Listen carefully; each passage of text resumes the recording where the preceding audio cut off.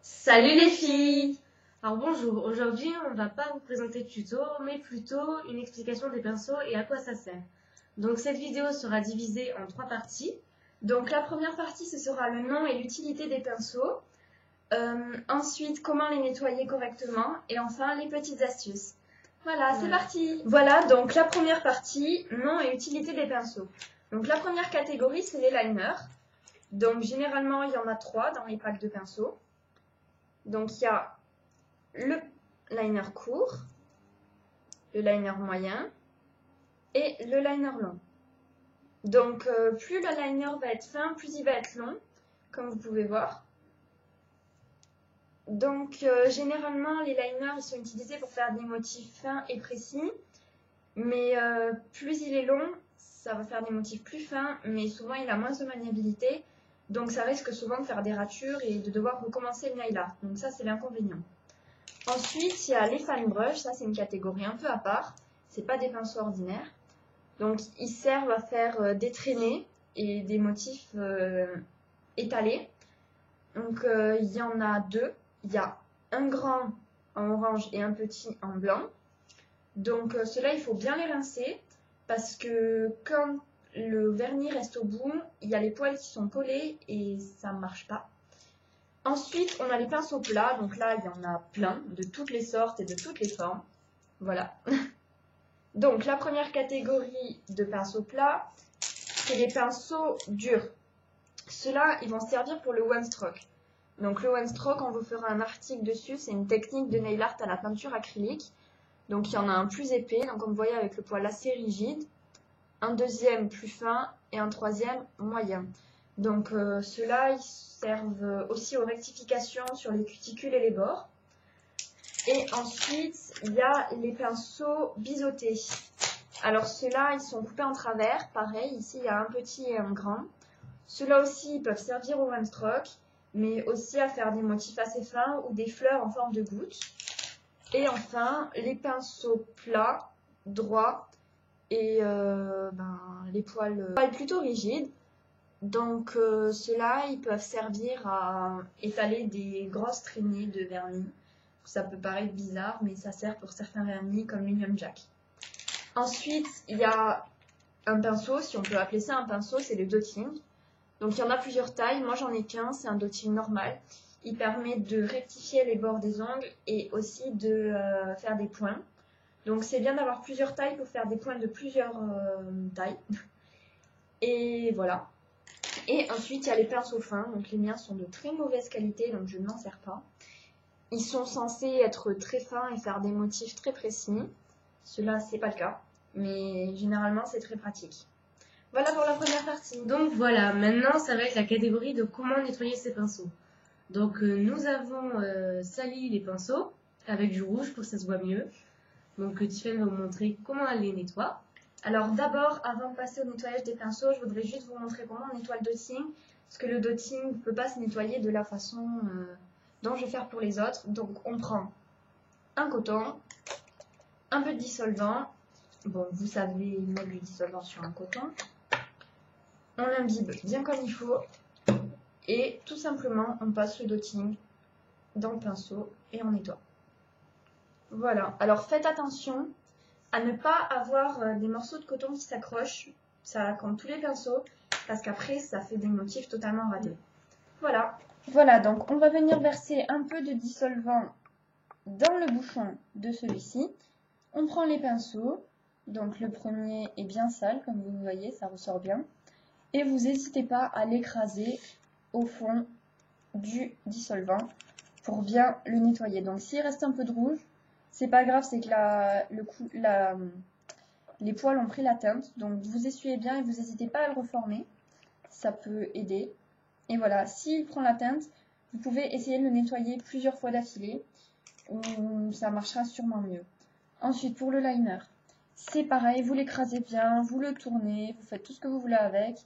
Si c'est de la bonne qualité, les poils ne s'abîmeront pas, ils redeviendront de la couleur originale. Vous n'avez plus qu'à le reformer et c'est reparti. Ensuite, pour le pinceau plat, c'est pareil, vous l'écrasez dans les sens, vous le mettez bien sur les coins, vous frottez, vous frottez. Parce que si le pinceau n'est pas propre, après, le motif que vous allez faire va en prendre la coloration. Donc, vous essuyez bien sur votre doigt ou sur un sopalin. Là, j'ai pas de sopalin. Et vous reformez. Donc, comme vous voyez, celui-là au bout, il commence à former des poils qui se séparent un peu. C'est pas joli pour les motifs. Donc, si vous voulez qu'il sèche vite, vous faites comme ça, là, vous passez sur les poils avec vos doigts sans trop les abîmer. Ou sinon, vous attendez tout simplement qu'il sèche. Ensuite, il y a le pinceau biseauté.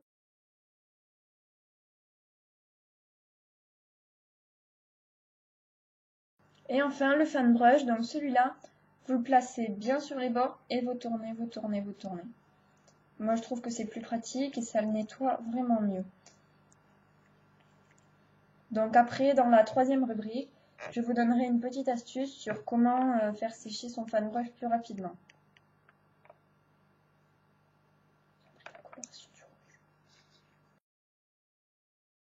C'est terminé, maintenant on passe aux petites astuces.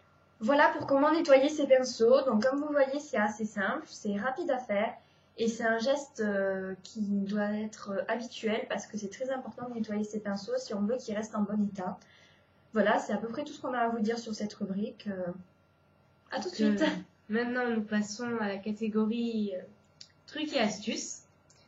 Donc déjà, comment bien faire sécher son fan brush. Alors, vu qu'il est plein de dissolvant, faut le sécher. Un peu comme ça. On passe sur sa main et ensuite on n'hésite pas à passer les doigts comme ça. Vous voyez, pour bien qu'il sèche. Voilà, parce que sinon, après, s'il ne redevient pas bien comme ça va faire des motifs dispersés et c'est pas le but du fan brush. Voilà, donc ensuite, souvent avec les liners, il y en a beaucoup qui... c'est un peu galère pour elles. Donc bien sûr, il existe des pinceaux liner. Donc nous, on en a deux. Donc un blanc et un noir. Donc celui-là, c'est Peggy Sage. Donc voilà, il y en a des plus fins, des plus longs. N'hésitez pas à ouvrir vos testeurs quand vous les achetez. Donc celui-là, voilà. D'après mon utilisation, je trouve qu'il est assez long, c'est bien, mais il est un petit peu épais, je trouve. Et ensuite, on a le Kiko, qu'on vous a montré dans le dernier tuto. Donc celui-là, il est très court, mais il est très bien, et il est vraiment fin. Et ça, c'est un avantage. Voilà, après le vernis, vu qu'il ressemble à un vernis normal, il prend pas beaucoup de place dans votre trousse ou là où vous mettez vos vernis. Donc c'est bien aussi. Donc ensuite, une dernière astuce. Alors en fait, on prend un pinceau plat ou un pinceau biseauté, comme vous voulez. Vous mettez du dissolvant dessus. Et en fait, quand vous, sur vos ongles, vous avez mis du vernis sur les cuticules, tout ça. Faut surtout pas le laisser, parce qu'après que vous allez l'enlever, il va encore avoir la couleur. Et ça, vraiment, c'est affreux, surtout si c'est pas du tout les mêmes couleurs. Enfin, moi, je sais que je déteste. Donc, au moins, avec ça, vous passez avec votre fan brush, pardon, on a trop parlé de fan brush. Avec votre pinceau, vous passez sur les bords des cuticules. Bien sûr, il est trempé dissolvant, vous faites comme ça. Et comme ça, vos cuticules seront toutes propres, nickel, et c'est comme si vous n'aviez pas fait de rature. Juste un truc sur cette technique, faites attention à ce que le pinceau ne dégouline pas de dissolvant. N'hésitez pas à l'appuyer un petit peu sur votre main, parce que sinon ça va dégouliner sur le vernis et ça va l'abîmer. Et voilà. Donc c'est à peu près tout ce qu'on a à vous dire sur l'utilité des pinceaux et les astuces. Donc on sait que vous attendiez cette vidéo parce que c'est quand même un peu la base de tout ce qu'on fait. Qu'on espère qu'elle est assez claire. Si vous voulez qu'on rajoute des choses, dites-nous. Et voilà. Ah, aussi, excuse-moi Tiffany, mais on a oublié de dire où Tiffany a acheté ses pinceaux. Oui, je les ai achetés sur un site internet qui s'appelle Nailorama. J'essaierai de vous trouver le lien du site si je le retrouve. Et donc pour 15 pinceaux, j'ai payé 10 € je crois, ou 15 €. Entre 10 et 15 €, c'est quand même un bon prix. Bon, à savoir que ceux-là ne sont pas de super qualité si on veut s'en servir vraiment quotidiennement. Donc si on peut trouver sur d'autres sites, vous cherchez sur internet de toute façon kit de pinceaux nail art. Et je pense que vous trouvez plusieurs prix, plusieurs qualités, tout ça. Moi je sais qu'il y a plusieurs amis qui en ont acheté à d'autres endroits. Vraiment c'est pas trop difficile à trouver sur internet.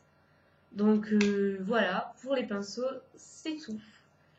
Et ben voilà, c'est à peu près tout ce qu'on a à vous dire sur cette rubrique. Donc on va vous laisser. Merci d'être passé et abonnez-vous. Bisous. Bisous.